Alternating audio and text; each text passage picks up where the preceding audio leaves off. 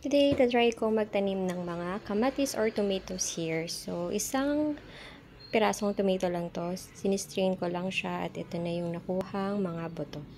Binasa ko lang ng onte after ko ipa-dry. Ngayon, lalagay ko sa lupa. Pinuhos ko lang siya dyan sa lupa and then in-scatter ko na lang. So, dapat talaga actually inisa-isa siya. Kaya lang magiging transplant lang naman to trial. So, let's see if tutubo talaga siya. Pinilutan ko na rin pala siya ng cling wrap para ma-contain yung moisture. Basa na yung nito, lupa. Kailangan para mas maganda.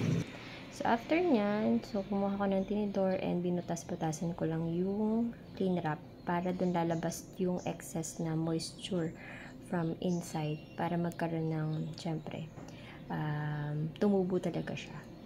Makikita natin yan in the next few days kung tutubo talaga. Tinabi ko na siya kasama ng mga iba kong mga transplant noon or pananim. So, on the side, you can see, ito naman silet to. Ayan, cute diba? Tapos ito mga pechay yan. Ito, transplant ko dito. Ito naman sa isa-isang mga lagyan. Ayan. Ito, pechay. Ay, hindi ano to. Ano yan? Ano ba yun? Ito na siya after ilang days.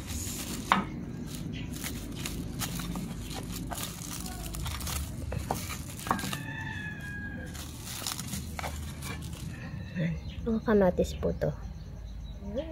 Mga bato. Parawan natin ng konti. Ayan na siya.